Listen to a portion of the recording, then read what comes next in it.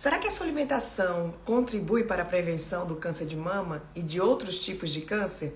Fica com a gente, porque hoje a gente vai conversar sobre nutrição oncológica, sobre a importância da alimentação para a prevenção do câncer de mama e de outros tipos de câncer e também sobre a importância da nutrição oncológica como suporte para os pacientes que estão enfrentando o tratamento da doença. Eu vou conversar agora com Maria Amélia, ela é nutricionista especializada em oncologia e vem ajudando muitos pacientes, tanto na prevenção quanto nesse suporte para que eles saiam vencedores, tenham um tratamento bem sucedido.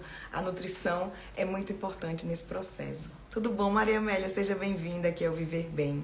Oi, tudo bem, Juliana? Eu fico muito honrada em poder trazer uma colaboração nesse sentido, porque antes da gente tratar, a gente tem que pensar na prevenção, né? E eu digo isso com muito orgulho, porque desde que eu comecei a vivenciar a nutrição, eu queria ajudar as pessoas, né, a fazer com que a gente não tivesse tanto diagnóstico de câncer, né, uma doença que é avassaladora, né, por mais que a gente tenha tratamento, que a ciência tenha avançado, mas que vários fatores de risco podem ser minimizados a partir de uma coisa chamada comportamento, né? Fatores de risco que são modificáveis por nós, né? A partir e um deles, né, é a alimentação. Infelizmente, a gente vive uma transição, né, epidemiológica em que antigamente se via muita doença infecto-contagiosa. E hoje em dia a gente vê essa transição de epidemia da obesidade. E a obesidade, ela decorre de quê? De uma superalimentação.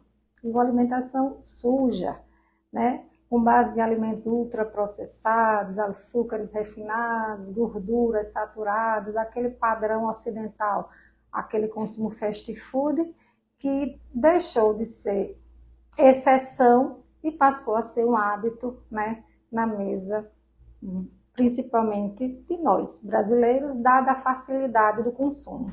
Maria Amélia, a gente sabe que são estimados mais de 700 mil novos casos de câncer, né? Não só o câncer de mama, mas todos os tipos de câncer, para 2023. E as pessoas devem se questionar o que é que eu posso fazer para não estar dentro dessas estatísticas, né? Quando a gente fala em nutrição, nas escolhas alimentares, o que é preciso saber? É começar a desconstruir esse hábito, né, da facilidade. Começar a preparar o seu alimento. Na hora que você prepara o seu alimento, você tem um alimento mais limpo, mais puro, e deixar de comer mais o alimento industrializado, ultraprocessado, cheio de aditivos, de conservantes. Tentar fazer uso do alimento de verdade, a comida de verdade. A gente diz assim, descasque mais e desembale menos, né? Quanto mais tempo de prateleira tiver o alimento, mais nocivo ele será para você. Então, a riqueza das frutas, das verduras no seu prato, metade do seu prato tem que ser de frutas e verduras. Por quê? Já está comprovado. Frutas e verduras são ricas em compostos bioativos, fitoquímicos, que têm a possibilidade de fazer modulação, né, no nosso DNA e assim permitir com que nossos genes se expressem, né, de uma forma melhor e nos proteger. Do mesmo jeito que ele faz com que determinados genes, que eu digo que são genes do mal, eles fiquem mais silenciados, né? Eles fazem com que os genes do bem, eles se expressem mais, né? E aí nos protejam. Agora, eles também não fazem milagre, não. Eles não fazem sozinhos, eles não fazem isso sozinhos, não. Eles precisam, para que eles funcionem, né, esses compostos bioativos das frutas, dos vegetais folhosos, dos legumes, eles precisam estar acompanhados de grãos, né, leguminosas, de carnes, de preferência carnes brancas, evitar o consumo de processados, aqueles embutidos, né, também já está mais do que sedimentado, que aqueles processados são grandes vilões para o consumo, para o câncer de intestino, né? E também não só alimentação, mas a gente também tem que investir na prática do exercício físico, né? A gente tem que ter um sono reparador. Existem estudos já associando que a privação do sono, ela está relacionada a alguns tipos de câncer. E por que eu digo isso? Porque à noite a gente está com o nosso corpo pronto para fazer a nossa faxina, aquela faxina dos problemas que a gente passou durante o dia.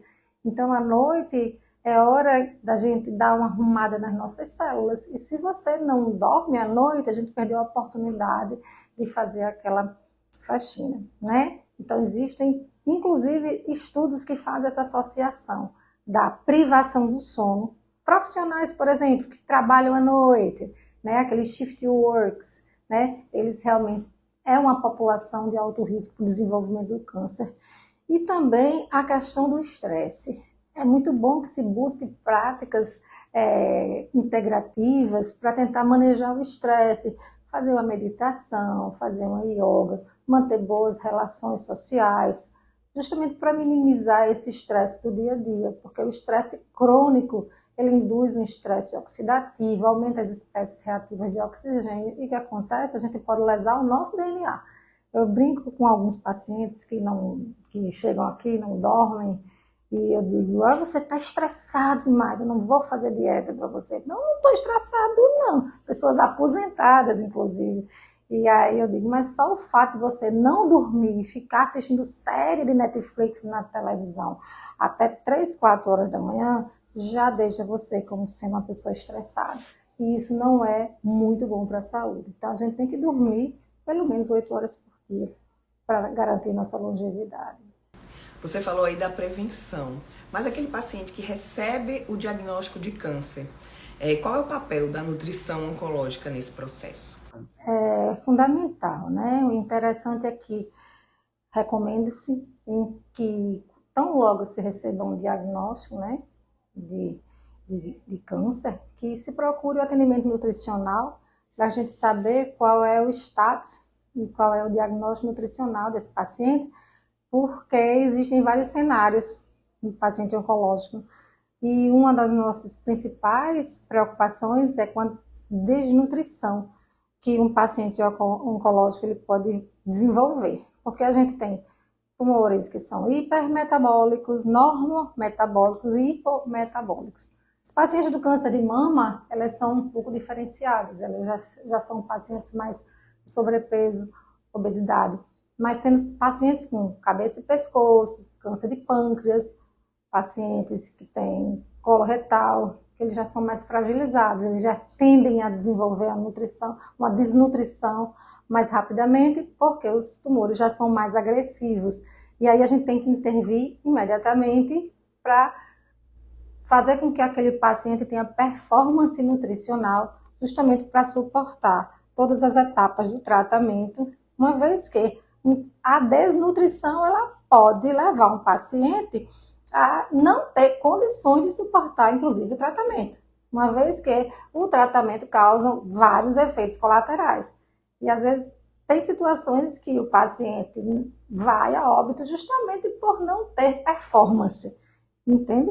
Então, é importante que você prepare o paciente para que ele tenha uma boa resposta ao tratamento e consiga fazer aquele tratamento, né? Então, assim, até para diminuir a toxicidade do tratamento, para ele conseguir fazer uma cirurgia, né? Porque o tratamento oncológico é uma interrogação. Você só vai saber o que você vai fazer depois que você faz uma biópsia, que você descobre o tipo histológico do seu tumor, e aí sim, mas quando você começa a fazer uma alimentação adequada, ofertar a quantidade de energia e de proteína para aquele paciente, já prevendo, né, e tentando evitar que ele desenvolva uma caquexia, você já consegue investir saúde para aquele paciente, né, e isso vai impactar de sobremaneira, né, no prognóstico, na sobrevida dele. Porque a gente sabe que muitas vezes o paciente ele quer logo correr para o cirurgião, quer tirar aquele tumor, mas é importante essa preparação. Você tem exemplos de pacientes nesse acompanhamento de nutrição oncológica? Do mesmo jeito que eu tenho exemplo com paciente de câncer de pâncreas, né, em que a gente teve que preparar ele, né, fazer com que ele ganhasse 8 quilos em menos de um mês para dar performance para ele fazer uma cirurgia, né, de um tumor ressecável, e hoje ele está contando história, porque o câncer de pâncreas ele é bem agressivo em determinadas situações. Às vezes o paciente só tem 6 meses de vida e hoje esse paciente está contando história porque suportou todo o tratamento, ou seja, uma intervenção super precoce, né? A gente também tem histórias muito felizes de pacientes de câncer de mama que lhe procura desde o primeiro dia que ela recebe diagnóstica, né? Não sabe nem como vai ser o tratamento, mas já para começar a mudar de vida, né? Porque elas geralmente são teimosas, elas são sedentárias, elas são gulosas, gostam de comer, tanto que a maioria são, né? Então ela quer resolver todos os problemas a partir daquele dia. E aí elas já começam a enfrentar uma nova rotina, desenvolver novos hábitos, porque ela sabe que a partir dali a vida dela mudou para sempre. Porque a partir do momento que você é diagnosticada com um câncer, por exemplo, de mama, você vai passar o resto da sua vida fazendo rastreamento. Você vai ter que ficar vigilante pro resto da vida, né? Terminou o tratamento, mas você vai passar o resto da vida tendo que fazer um certo controle, né? E quando eu estou livre da doença, eu não posso ficar pensando que eu estou livre de fazer uma nova prevenção, né? Para evitar uma recorrência. Então, assim, é muito bom também ver os resultados de quem aderiu a esse novo estilo de vida, porque uma das principais preocupações da gente é fazer com que aquela pessoa reduza peso, mantenha massa muscular, e aí a gente consegue fazer com que aquelas pessoas desenvolvam essa consciência. E a gente consegue também estimulá-las, né, a manter um novo estilo de vida, né? E aí é um trabalho de formiguinha. Ela sabe que ela precisa daquele novo hábito para se manter saudável, para evitar uma recorrência de doença. Por quê? Porque é muito desagradável, é muito traumático, desconfortável ter que perpassar por todo aquele trauma. Maria Amélia, eu não sei se é mito, né? Mas as pessoas falam, comer muito açúcar vai alimentar o tumor. Nesse processo de tratamento, tem algum alimento que é proibido, que pode prejudicar, que pode acelerar o desenvolvimento do tumor? É mito, tá? O câncer é uma doença genética, mas ela tem uma base metabólica. Quando eu falo base metabólica, é porque ela realmente tem alterações, tá, metabólicas, em que altera todo o sistema energético da célula. Ela é muito sabida. Do mesmo jeito que ela vai se alimentar de glicose, de forma super acelerada, por isso que se faz um PET scan, ela também gosta de gordura. Se você não oferecer glicose para ela, ela vai se virar com ácidos graxos, gorduras, ela vai se virar com aminoácidos, as proteínas, ela vai usar glutamina também, que se diz que não pode dar. Ela vai iludir o sistema imunológico da gente. A célula neoplásica, ela é mais inteligente do que qualquer ser humano que já foi criado nesse meio de mundo. É por isso que os cientistas estudam tanto para poder desenvolver, né, formas terapêuticas para iludi-la. Só que ela ilude muito mais a gente, né? Entendeu? Então, assim, quando a gente está diante de um paciente oncológico, que a gente vai elaborar um plano, né, alimentar para ele, evidentemente que eu não vou sair colocando açúcar refinado para ele. A gente tem uma base de alimentação limpa, né? Comida de verdade. Por quê? Porque o meu propósito é desinflamar o máximo possível um paciente que já está extremamente inflamado, ok?